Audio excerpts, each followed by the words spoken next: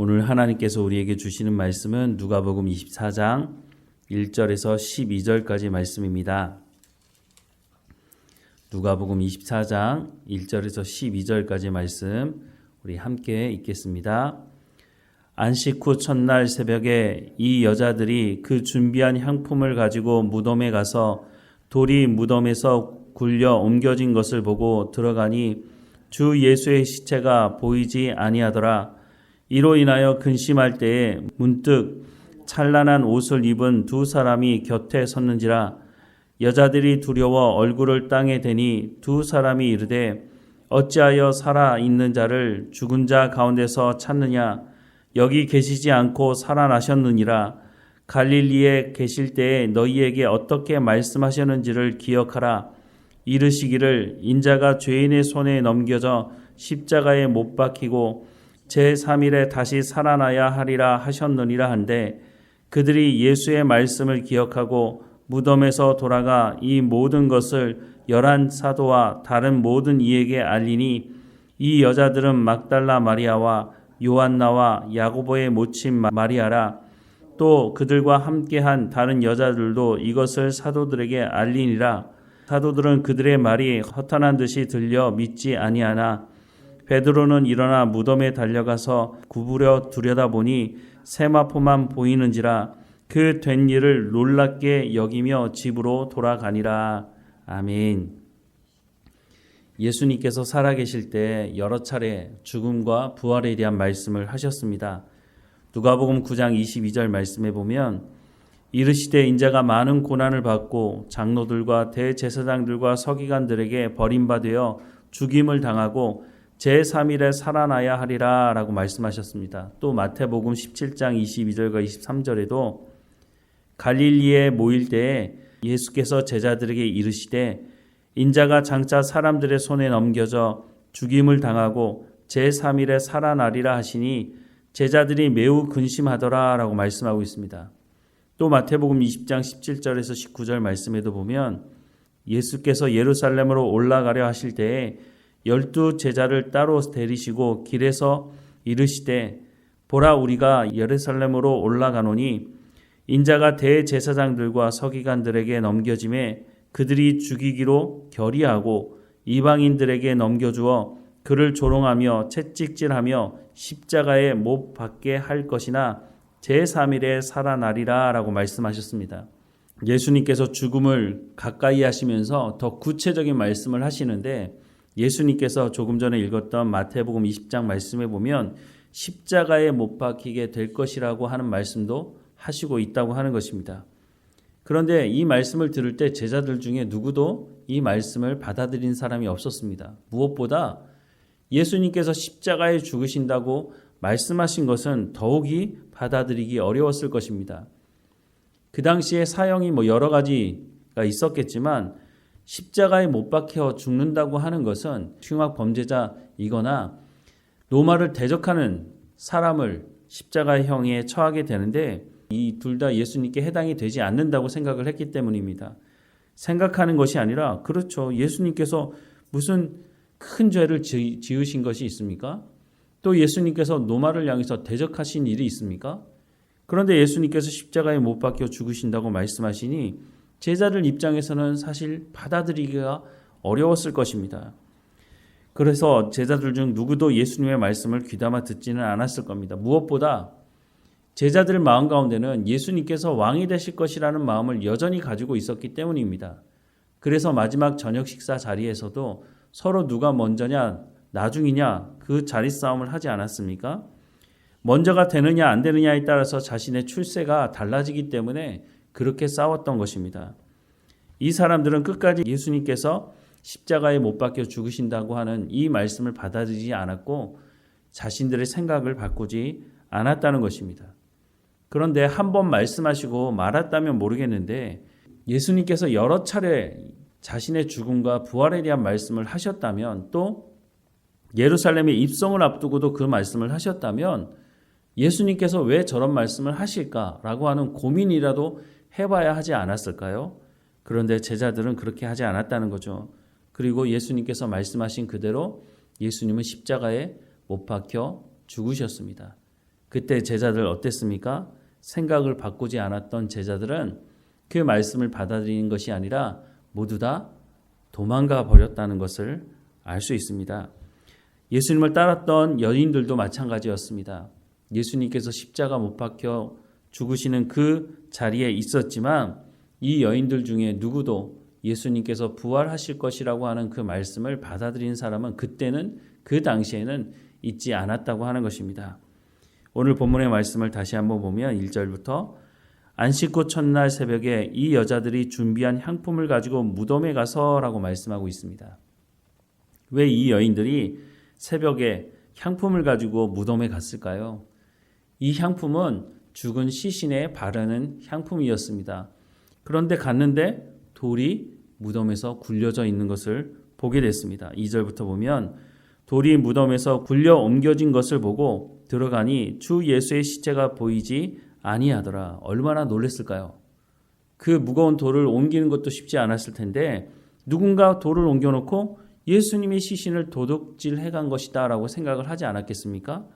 그런데 이어보니까 4절 말씀에 이로 인하여 근심할 때 문득 찬란한 옷을 입은 두 사람이 곁에 섰는지라 여자들이 두려워 얼굴을 땅에 대니 두 사람이 이르되 어찌하여 살아있는 자를 죽은 자 가운데서 찾느냐 여기 계시지 않고 살아나셨느니라 갈릴리에 계실 때에 너희에게 어떻게 말씀하셨는지를 기억하라 이르시기를 인자가 죄인의 손에 넘겨져 십자가에 못 박히고 제3일에 다시 살아나야 하리라 하셨느니라 한데 그들이 예수의 말씀을 기억하고 무덤에서 돌아가 이 모든 것을 열한 사도와 다른 모든 이에게 알리니라고 말씀하고 있습니다.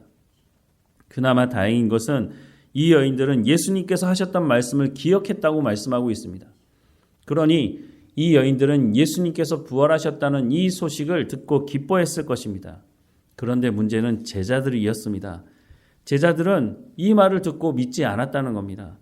11절과 12절 말씀해 보면 사도들은 그들의 말이 허탄한 듯이 들려 믿지 아니하나 뭐라고요? 사도들은 믿지 않았다고 말씀합니다. 그나마 베드로는 12절 말씀해 보니까 베드로는 일어나 무덤에 달려가서 구부려 들여다보니 세마포만 보이는지라 그 된 일을 놀랍게 여기며 집으로 돌아가니라. 뭐라고요? 그 된 일을 보고 놀랍게 여기지만 다시 집으로 돌아갔다는 것입니다.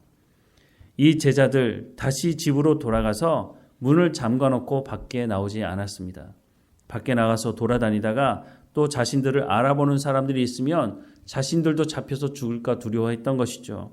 이것이 인간의 연약함이기도 한 것인데 어쨌든 여인들은 이제서라도 예수님께서 하셨던 말씀을 받아들였는데 여전히 제자들은 예수님께서 하신 말씀을 기억하지 못하고 받아들이지 못하고 있다는 것입니다.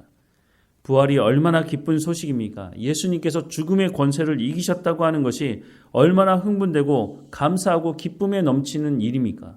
그런데 이 부활을 목격한 사람들, 여인들은 그나마 좀 나았다고 보이지만 예수님과 3년 동행했던 이 사람들은 그 3년 동안 예수님께서 자신의 죽음과 부활에 대한 말씀을 분명히 여러 차례 하셨음에도 불구하고 예수님이 부활하셨다는 소식을 들었음에도 불구하고 여전히 예수님께서 말씀하셨던 그 말씀을 받아들이지 못하고 있는 모습을 보게 됩니다. 왜 그랬을까요? 아마도 두려웠을 것입니다. 예수님께서 부활하셔서 자신들에게 나타나시면 뭐라고 말씀하실까? 이 사람들 마음 가운데 있는 마음은 아마 예수님께서 호통을 치면서 너희들이 어떻게 나에게 이럴 수 있느냐고 끝까지 나를 버리고 도망한 너희가 정말 제자냐고 이렇게 책망할 것을 아마 생각을 했을 것입니다. 그런데 예수님께서 찾아오셔서 이런 말씀을 단 한마디도 하지 않으시죠. 왜냐하면 예수님께서 이 제자들의 연약함을 아시고 있기 때문인 것입니다. 물론 제자들이 그렇구나 룰루랄라 하면서 예수님 부활하셨네 이렇게 하는 것도 문제가 있었을 것입니다. 제자들은 자신들이 어떤 죄를 졌는지에 대해서 분명히 알았고 예수님은 그것을 아는 제자들에게 그 죄에 대해서 묻지 않으시고 오히려 나중에 요한복음에 보면 베드로에게 뭐라고 말합니까? 그때 네가 나를 3번 부인했지? 라고 책망하는 것이 아니라 베드로에게 네가 나를 사랑하느냐? 라고 묻고 있습니다. 그 대답을 온전히 하지 못한 베드로였지만 베드로가 이후의 삶을 어떻게 살아갑니까? 자신의 생명도 내놓고 예수님과 동행하는 삶을 살아갑니다. 다시는 부인하는 자리로 나가지 않았죠. 예수님께서 우리를 그렇게 받아주신다고 말씀하고 있습니다. 우리가 예수님 앞에 섰을 때 우리가 죄인이라는 것을 알게 되고 우리가 하나님의 말씀을 들을 때 우리가 죄인이라는 것을 분명히 알게 됩니다. 그때 우리가 해야 되는 것은 우리가 주님 앞에 그 사랑을 받아들이고 예수님께서 우리를 받아주신 것처럼 그 사랑을 받아들이고 우리가 주의 말씀을 따라 순종하며 살아가는 것입니다. 다시는 부인하는 자리로, 다시는 죄의 자리로 돌아가지 않는 것입니다. 예수님께서 우리의 연약함을 아시고 우리 가운데 주님의 사랑을 말씀해 주시고 있는 것입니다. 부활은 기쁜 날입니다. 우리가 부활주일을 1년에 한 번씩 맞이하지만 그 부활이 얼마나 우리 가운데 소망을 주고 있습니까? 우리가 이 땅에 살아가는 날 동안 고난스럽고 고통이 있지만 영원한 하나님의 나라에 대한 약속을 부활을 통해서 분명히 보여주시고 있는 것 아닙니까? 우리가 하나님의 말씀을 온전히 붙들고 제자들은 예수님과 함께 있으면서도 하나님의 말씀을 듣지 않았지만 오늘 우리는 주님 우리 가운데 말씀하십시오. 우리가 말씀을 듣고 순종하겠습니다. 라고 고백하며 오늘도 하나님께서 말씀하시는 그 말씀을 따라 순종하며 살아가는 그래서 제자들과 같은 자리에 서지 않도록 우리가 주의 말씀을 쫓아 살아가는 우리의 삶이 되기를 주님의 이름으로 축원합니다. 기도하겠습니다. 사랑하는 하나님, 예수님께서 말씀하셨음에도 불구하고 제자들 또 예수님을 따랐던 여인들 그 누구도 예수님의 말씀을 마음에 새기지 못하고 예수님께서 부활하셨다는 소식을 처음에는 받아들이지 못했던 것을 봅니다. 하나님, 오늘 우리는 어떻습니까? 하나님께서 말씀하시는 말씀을 우리의 마음에 새기고 있습니까? 우리의 생각대로 우리의 경험대로 살아가는 것이 아니라 하나님께서 말씀하시는 그 말씀을 쫓아 살아가는 우리의 삶이 될 수 있도록 은혜를 베풀어 주옵소서. 혹이나 제자들처럼 우리가 하나님의 말씀을 받아들이지 못하고 순종하지 못하는 모습이 있다면 우리의 죄를 용서하시고 하나님의 사랑 가운데 더 깊이 잠기는 우리의 삶이 될 수 있도록 그래서 다시는 죄 가운데 나아가지 아니하도록 우리의 삶을 주관하시고 인도해 주옵소서. 오늘도 말씀하시는 하나님과 동행하게 하시고 하나님의 말씀을 대면할 때마다 그 말씀을 깨달아 알게 하시고 그 말씀을 우리의 삶을 통해서 이루어낼 수 있도록 은혜를 허락해 주옵소서. 하나님의 말씀에 온전히 붙들린 삶을 살아갈 수 있도록 우리를 붙드시고 인도하실 하나님께 감사드리고 예수님의 이름으로 기도드립니다. 아멘.